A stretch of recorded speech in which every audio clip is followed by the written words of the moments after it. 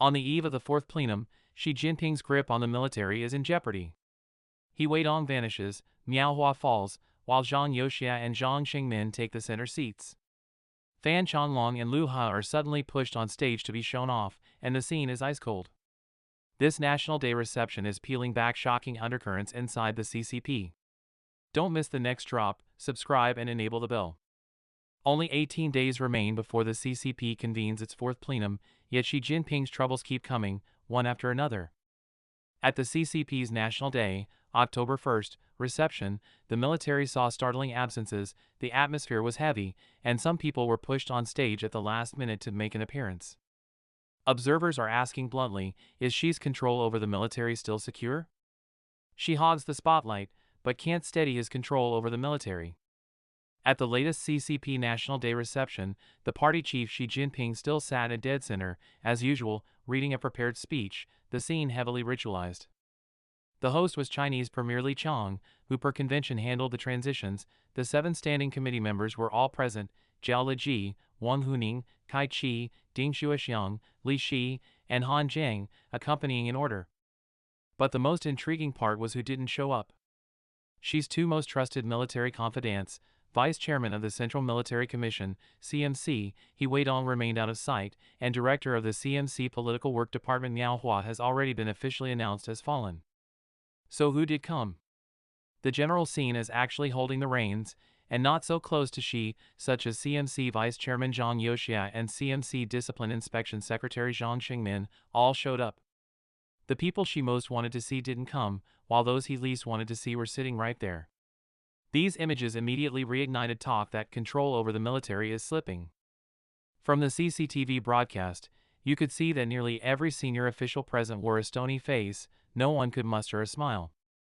Even former CMC Vice Chairman Fan Changlong, rumored to have been arrested, suddenly appeared, seated at the same table as former Vice Premier Lu He. On the surface this looks like a safe appearance, but in CCP officialdom, showing up is not a guarantee of safety. More often it amounts to being put on display. Fan Changlong, Ma Xingrui, and Lu He appeared despite swirling rumors. Rumors that Fan Changlong was arrested have persisted over the past 2 years. On August 26 this year, news of Fan being arrested again surfaced on overseas social platforms. The leaker claimed that, judging from the timing, this arrest may be related to the problems involving former CMC member Miao Hua and CMC Vice Chairman He Weidong. As early as 2018, Hong Kong media reported that Fan Changlong was under investigation. The PLA later came out to refute the rumor, signaling he had landed safely. In February 2024, a video circulated online of Fan giving remarks at a schoolmates gathering in his hometown of Dandong, Liaoning. In the video, Fan took the initiative to talk about his retirement life, including attending some official activities and having his opinions solicited by high-level leaders. But he also mentioned that central authorities now stipulate he cannot leave Beijing for more than a month and a half at a time. It's worth noting Fan's personal networks and origins. He hails from Dandong, Liaoning, and during the Cultural Revolution he enlisted as an educated youth, posted to the PLA's 16th Group Army in Changchun, Jilin, as an artilleryman.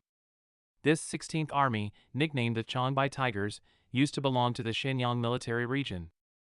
Fan is widely regarded as the protege of the late former CMC Vice Chairman Su Kaiho. Fan served in the 16th Army for 31 years and followed Su Kaiho for a long time. According to recollections by cadres from the 16th Army and widely circulated accounts, Fan once personally drove Su, then the Army's political commissar, back to his hometown in Huafangdian, Liaoning, and later organized soldiers to use army materials to repair Su's old family home. Military insiders describe Fan as honest-looking and obedient, utterly deferential to his fellow townsmen and superior Su Kaiho, and therefore highly favored by Su. A comparison of their career paths shows the two rose together from the 16th Army and moved in tandem. In 1985, when Su was director of the 16th Army's political department, Fan was chief of staff of the 48th Division. In 1990, when Su was political commissar of the 16th Army, Fan was commander of the 46th Division. Thereafter Su served as deputy director of the General Political Department, political commissar of the Shenyang military region, and executive deputy director of the General Political Department, while Fan rose to commander of the 16th Army, chief of staff of the Shenyang military region, assistant chief of the General Staff, commander of the Jinan military region. In November 2012, Fan Changlong became vice chairman of the CMC. Su Kai-ho, a military confidant of former CCP chief Jiang Zemin, became notorious for selling offices and running pervasive graft in the military. In November 2012, he stepped down from the Politburo and as CMC vice chairman, and retired in March the following year. The South China Morning Post once quoted military sources saying Su served as Jiang Zemin's proxy in continuing to exert decision-making influence after Jiang's retirement, effectively marginalizing then CMC chairman Hu Jintao. Although Fan Changlong had close ties to Su Kai-ho, he did not fall with Su. He served 5 years as CMC vice chairman, retiring in October 2017 upon turning 70. In addition, Ma Xingrui, who comes from the aerospace military-industrial system and later served as Xinjiang party chief, also attended the reception, but he looked obviously tense and preoccupied. He has faced plenty of negative rumors in recent years, alleged entanglement with the Evergrande case during his Guangdong tenure, possible links to corruption cases in Xinjiang and the aerospace sector, and issues of family corruption.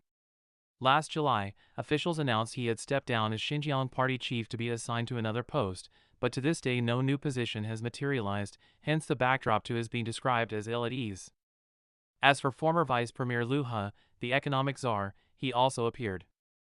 Although the market previously buzzed with talk that his son, Liu Tiannan, was ensnared in a financial corruption probe, Liu He himself seems temporarily safe, and he has occasionally appeared alongside American business delegations visiting China, suggesting his fused role in external economic communication has not been fully cut.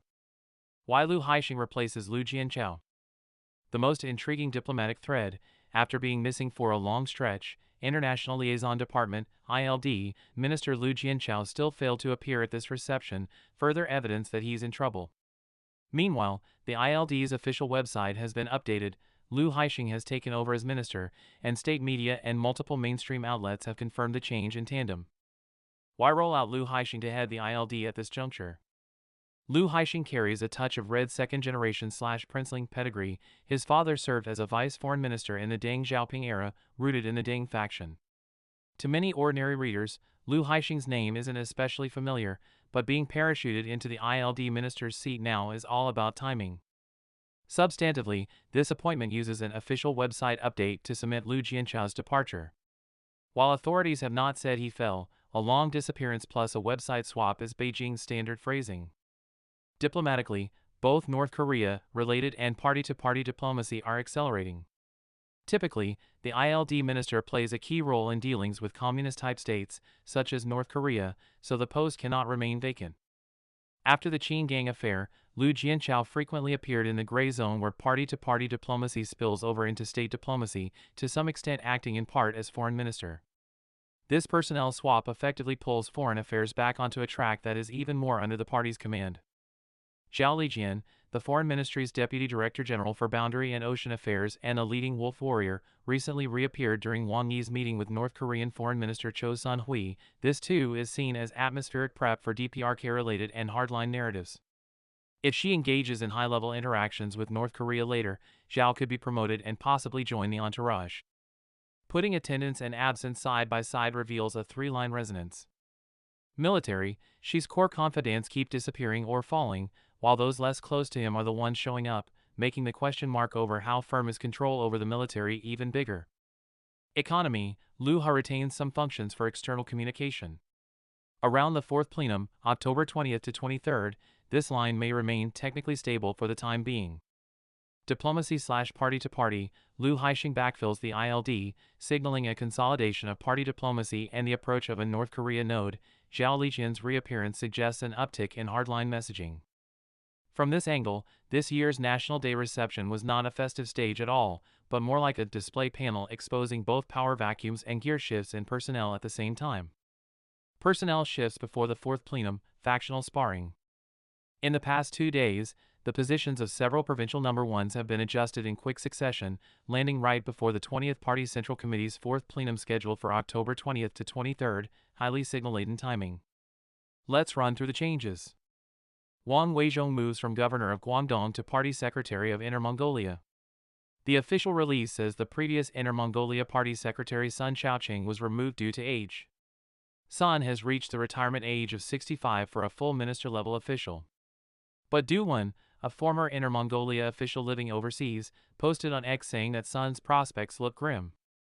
Duan claims Sun's removal is connected to Inner Mongolia Governor Wang Youxia, who fell in August and implicated Sunday. After Sun became Inner Mongolia Party secretary, his son frequently went to Inner Mongolia to take part in various activities and maintained close ties with Wang Lixia's son. This June, just before the Central Inspection Team arrived in Inner Mongolia, they were hurriedly sent away. Their meddling spanned a very wide range, from engineering contracts and personnel adjustments to mine development. Next, Sun will very likely be placed under CCDI investigation. He might be parked at the National People's Congress as a temporary way station, left to cool before being dealt with. The 63-year-old Wang Weizhong is from Shuozhou, Shanxi, and once served as a vice minister at the Ministry of Science and Technology. The influencer Zhang Wizhu, by the book, said in a commentary that Wang studied hydraulic engineering at Tsinghua. In 1988, State Councilor Song Jian created the Department of Social Development Science and Technology within the State Science and Technology Commission. The first director was Deng Xiaoping's daughter Deng Nan. Wang was seconded from a Water Resources Bureau to this department as a section-level official, becoming one of Deng Nan's subordinates, and subsequently received her patronage all the way up. Deng's father once held absolute power over China's political landscape. One could say Wang bears the coloration of the Deng Xiaoping faction. However, as Deng passed from the scene, the Deng family's political influence waned. People have resurfaced Wang's sycophantic line from the 2021 Shenzhen Party Congress, his fawning praise of Xi Jinping and his boundless care and love as vast as mountains and seas, as evidence of Xi's very real standard of promoting officials based on loyalty. This time, appointing Wang to replace Sun in Inner Mongolia should also be the handiwork of Shi Taifeng, the anti-Xi Line's organization department head in charge of personnel. On September 30th, Beijing announced Su Kunlun was transferred from governor of Jiangsu to party secretary of Liaoning. The 65-year-old Liaoning party chief Hao Peng stepped down. Meng Fanli was shifted to party group secretary of the Guangdong provincial government. Liu Xiaotao was shifted to party group secretary of the Jiangsu provincial government. These are warm-up posts before becoming governor. Notably, Liu Xiaotao is not on the list of 20th Central Committee members, but that doesn't prevent his administrative rank from being set. This is more a matter of quotas at the Politburo/Central Committee level. Who's choreographing the seat-grabbing schedule? Since April, Shi Taifeng took over as head of the CCP's Central Organization Department, while Li Ganjie swapped to head the United Front Work Department. This was a landmark moment. The tempo and phrasing of subsequent provincial-level leadership adjustments have generally been seen as extensions of the Central Organization Department personally taking the field. It's worth noting that Shi Taifeng previously served as Inner Mongolia Party Secretary and knows the local personnel terrain very well. Connecting these dots, what do we see? Pre-plenum personnel positioning, locking down key local seats first helps align the execution end of various fronts to the central tempo ahead of the October 20th to 23rd session. Closer quarters factional sparring, the chain of adjustments in the Inner Mongolia line not only addresses the governance turbulence left by Wang Lixia's August downfall while in office, but also dispatches someone like Wang Weizhong, whose Pledge of Allegiance style is unmistakable and resume controllable, to a sensitive region to both stabilize and serve as an example. On the surface, these are local reshuffles. In substance, they are a personnel calibration ahead of the CCP's 20th Central Committee 4th plenum. From the prepositioning of governors for the two economic heavyweights Guangdong and Jiangsu, to backfilling the top post in the strategic regions of Inner Mongolia and Liaoning, the moves aim both to steady the economic board and to bet on social stability. Yet no matter how the CCP schemes to stabilize the political and social landscape, it can't hide the rapidly deteriorating economy and the social crises that are unfolding beneath it. What do you think? Tell us in the comments.